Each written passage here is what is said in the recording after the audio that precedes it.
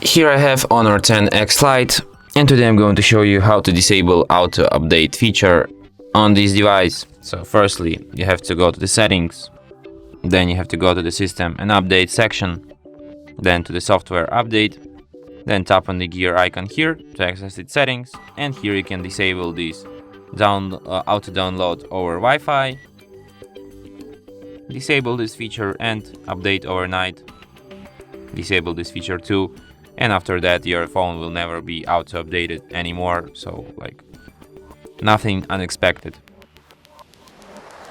And that's it. Thanks for watching. If you find this tutorial useful, don't forget to hit that like button and subscribe to our channel.